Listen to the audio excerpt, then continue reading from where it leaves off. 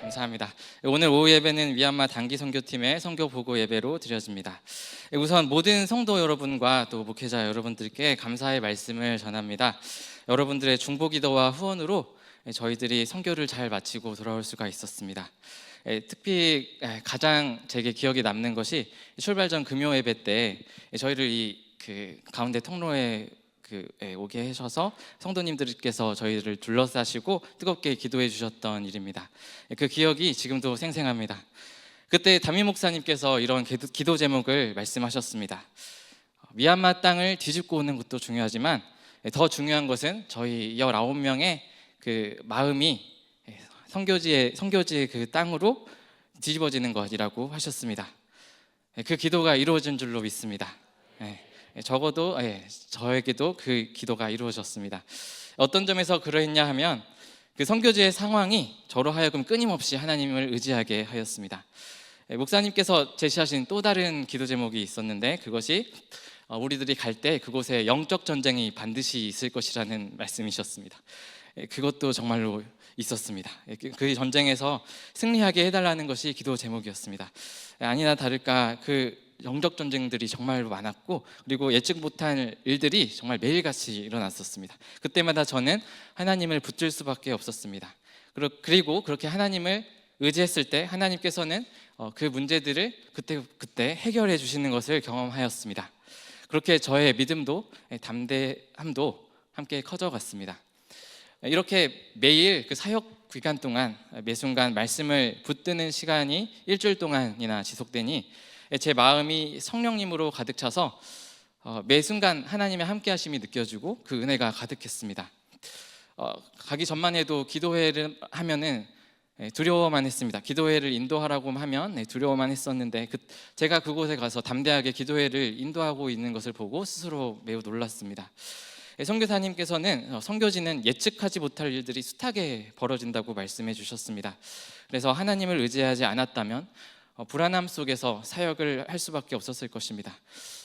그런데 돌아보면 그런 불안함이 하나님을 의지하지 않으면 불안해지는 것이 준비 기간부터 있었습니다. 준비 기간 동안 저는 제 무능력을 절실히 직면했습니다. 처음 겪는 상황들에 이것을 어떻게 헤쳐나가야 하나 고민을 했고 또 항공권 예매, 보험 신청, 예산 작성 등 제가 한 번도 해보지 않았던 그 처음 하는 일들이 많아서 그 모든 것을 다 배워가면서 하려고 하니까 앞이 막막하고 너무 힘들었습니다. 당장 또 눈에 보이는 것은 부족한 재정, 또 저의 연약함 그리고 여러 가지 힘든 상황들이었습니다. 그것들이 저를 두렵게 만들고 힘들게 만들었습니다. 그래서 기도가 없이는 버티기가 힘들었습니다. 이런 점들을 볼 때 참 선교지에 가는 것은 고난인 것 같습니다. 그래서 성도님들이 선뜻 다음 선교를 신청하기 어려운 것도 이해가 됩니다. 정말 겉보기에는 고난이 맞습니다. 또 선교 지역에 가서는 또 어떻습니까? 그곳에 가면 또 한국의 그 깨끗한 물을 놔두고 더러운 물로 씻어야 합니다. 숙소의 물조차 깨끗한 물이 아니었습니다. 더운 날에는 햇볕을 피하지 못한 채로 또 사역을 감당해야 하고 또 옷은 땀과 흙으로 더러워지고 또 아이들에게 우리의 정성을 다 쏟아주면서 놀아주고 밥을 퍼주고 열정을 쏟아야 했습니다. 그런데 오늘 말씀에서 바울은 고난을 이야기하면서 이상한 말을 합니다. 오늘 본문 골로새서 1장 24절입니다. 나는 이제 너희를 위하여 받는 괴로움을 기뻐하고 그리스도의 남은 고난을 그의 몸된 교회를 위하여 내 육체에 채우노라. 바울은 이상하게도 그 괴로움을 기뻐한다고 말하고 있습니다. 그리고 그리스도의 남은 고난을 자기 육체에 채운다고 합니다. 그리스도의 남은 고난은 무엇일까요? 예수님의 고난은 완전한 것 아니었습니까? 예수님의 고난으로 우리가 온전히 죄사함을 받았고 그 고난은 주님의 그 고난은 완전했습니다. 다 이루셨습니다. 그런데 무엇이 남아있을까요? 이것은 그분의 고난이 사람을 구원하는 데 부족했다는 뜻이 아닙니다. 제가 여기서 한 이야기를 들려드리겠습니다. 빌리 그레이엄 협회가 운영하는 암스테르담 순회 수양회에 조셉이라고 하는 사람이 참석하여 간증을 했습니다. 그는 아프리카에 살던 마사이족 전사였습니다. 그는 아프리카에서 어떤 선교사를 만났고 바로 복음을 영접했습니다. 그 자리에서 복음을 영접하고 기쁨으로 자기 마을로 돌아가서 자기가 들은 복음을 전합니다. 그런데 이상하게도 마을 사람들은 반응이 이상했습니다. 그를 때리고 여자들은 꼬챙이로 그를 때렸다고 합니다. 그래서 거의 죽을 정도까지 그를 때려 눕혀서 마을 밖으로 질질 끌고 숲에다가 버렸습니다. 기적적으로 정신을 차린 조셉이 되돌아봤습니다. 내가 복음을 전할 때 무엇을 빠진 것이 있었나? 뭔가 잘못 전한 게 있었나? 자기는 기쁨으로 받아들였는데 그 사람들은 기쁨으로 받아들이지 못하는 것을 보고 스스로 이제 생각하고 연습을 했습니다. 복음을 전하는 것을 혼자 연습하고 다시 전하러 갔습니다. 절뚝거리면서 다시 오두막들 사이로 들어가서 예수님을 전하기 시작합니다. 그분은 여러분을 위하여 죽으셨습니다. 여러분이 용서를 받고 또 살아계신 하나님을 알게 하시려고 말입니다. 이렇게 간곡하게 복음을 전했습니다. 그런데 마을 남자 사람들은 다시 그를 때렸습니다. 남자들이 그를 붙잡아서 꼼짝 못하게 하고 여자들은 그 상태에서 그를 때렸습니다. 이제 막 아물기 시작했던 그 상처들이 다시 도졌습니다. 다시 의식을 잃은 조셉은 다시 마을 밖으로 쫓겨나서 사람들은 그를 죽도록 또 내버려 두었습니다. 이번에도 그는 기적적으로 다시 살아났습니다. 그래서 조셉이 다시 마을로 들어갔을 때는 이번에는 그가 입을 열기도 전에 그 마을 사람들이 조셉을 공격하기 시작했습니다. 죽기 전에 마지막으로 맞으면서도 그는 다시 예수 그리스도 주님에 대해서 말해 주었습니다. 정신을 잃기 전에 그가 마지막으로 본 것은 자기를 때리던 여자들이 울고 있는 모습이었습니다. 그가 이번에는 침대에서 깼습니다. 자기를 그렇게 심하게 때렸던 사람들이 이제는 그를 간호하며 그의 목숨을 구하려고 했습니다. 그렇게 온 마을 사람들이 예수 그리스도께로 나오게 된 것이었습니다. 이 간증 이야기가 바울이 말했던 그리스도의 남은 고난을 내 육체에 채우노라 한 것의 의미입니다. 그리스도의 고난이 남았다는 것은 그리스도께서 십자가에 달리실 때 그분이 십자가에 매달리는 것을 보지 못한 사람들이 있다는 것입니다. 그러나 그들을 위해서 내가 그 주님의 고난을 내 몸에 짊어질 때 그들은 예수님을 보지 못했던 그들은 내 몸의 고난을 보면서 예수 그리스도를 보게 됩니다. 예수님의 그 말도 안 되고 이해되지도 않는 사랑을 나의 고난을 보고 알게 됩니다. 이것은 미얀마 팬센터에서 일하는 노노라고 하는 유치원 교사의 간증이기도 했습니다. 그분은 팬센터에서 유치원 교사로 일하기는 하지만 예수님을 믿지 않는 분이었습니다. 그러나 저와 같은 조가 되어서 함께 인생 간증을 나누는 기회가 있었습니다. 그분은 믿는 것이 어렵다고 했습니다. 누구에게는 믿는 것이 쉬울지 모르지만 자기에는 그 믿는다는 것이 너무나도 어렵다고 했습니다. 그런데 우리 한국팀이 와서 3개월이 넘는 시간 또 그 준비를 한 것을 보고 또 먼 지역까지 여기까지 굳이 찾아와서 복음을 전하려는 것을 보고 그 하나님이라는 분에 대해서 다시 한번 생각해 보게 되었다고 하면서 눈물을 흘리며 간증했습니다.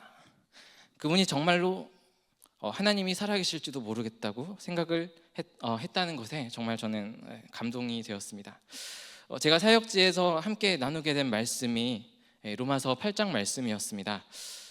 저희 아침마다 이렇게 저희 팀원들끼리 말씀을 나눴는데 그때 로마서 8장 말씀을 나눴습니다.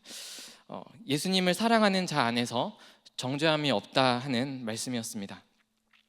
우리에게 어떤 어려움이 있을지라도 그것은 우리의 죄를 책망하셔서 우리에게 주신 시련이 아니고 또 우리를 저주하기 위해서 주신 시련이 아니라 그 모든 것은 하나님이 우리를 사랑하기 때문에 주시는 시련이고 고난이고 모든 것은 하나님의 사랑을 받는 우리들을 위해서 존재한다는 그런 말이 그 정죄함이 없다는 말에 포함되어 있었습니다.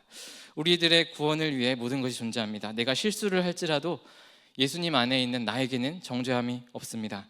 그 모든 실수까지도 하나님께서 그것을 선하게 사용하십니다. 그 말씀이 실수가 많고 또 탈 많고 부족했던 우리들에게 얼마나 큰 힘이 되었고 또 위안이 되었는지 모릅니다. 그래서 우리는 다시 실수에도 일어나서 도전할 수 있었습니다. 우리의 어떤 과격한 행보에도 그분을 위하여 한 일이라면 또 그분을 사랑해서 한 일이라면 하나님은 그 일을 선하게 바꾸셨습니다. 그래서 그것을 체험하면서 저희들은 더욱더 담대하게 나아갔습니다. 고난이 두렵지가 않았습니다. 아프리카의 위대한 선교 개척자라고 불리는 데이비드 리빙스턴이 있습니다. 그는 이렇게 말했습니다. 저는 하나님이 저를 이 선교자의 직분에 임명하신 것을 단 한순간도 기뻐하지 않은 적이 없습니다. 사람들은 제가 인생의 많은 시간을 이 아프리카에서 고생하면서 보내는 걸 보고 대단한 희생이라도 하는 것처럼 말합니다. 하지만 주님께서는 우리에게 건전한 활동, 또 선을 행하고 있다는 의식, 마음의 평화, 장래에 맞을 영광스러운 약속에 대한 빛나는 소망과 같은 복된 보상들을 안겨주셨는데 그것이 희생입니까? 라고 되물었습니다. 그리고 말합니다. 그것은 단연코 희생이 아닙니다. 도리어 특권이라고 말하십시오. 현재나 과거의 불안, 근심, 질병, 고난 혹은 위험은 우리의 영을 흔들 수 있습니다. 그러나 그것은 잠시일 뿐입니다. 이 모든 것들, 우리를 불안케 하고 근심하게 하는 이 모든 것들은 우리 안에서 우리를 위하여 나타날 영광에 비하면 아무것도 아닙니다. 그러므로 저는 결코 희생하지 않았습니다. 라고 고백했습니다. 저는 결코 희생하지 않았습니다. 그는 결코 희생하지 않았다고 이야기합니다. 고난의 길 겉보기에는 정말 힘들어 보이고 좀 손해보는 것 같습니다. 그렇지만 그것은 결코 희생의 길이 아닙니다. 주님과 동행하며 가는 그 고난의 길은 영광의 길이요, 또 복된 길이요, 또 특권의 길입니다. 이 고난으로의 초청에 오늘 응하시기를 바랍니다. 그 길로 갈 때 여러분을 가두고 있던 그 껍데기를 깨고 새로운 세계로 나아가게 되실 줄 믿습니다. 우리가 예수 그리스도의 고난에 동참하게 되는 이유가 무엇입니까? 또 그분의 고난에 동참하면서도 기뻐할 수 있는 이유가 무엇입니까? 그분의 사랑 때문입니다. 그분이 먼저 나에게 그 고난을 보여주셨습니다. 사랑의 고난, 나를 살리기 위해서 주님께서 짊어지신 그 고난, 나를 위하여 보여주셨습니다. 그 고난 때문에 내가 하나님 아버지를 모시게 되었고, 그 고난 때문에 내가 사랑을 받았습니다. 그 고난 때문에 내가 새 생명을 얻었고, 그 고난 때문에 내게 소망의 길이 열렸습니다.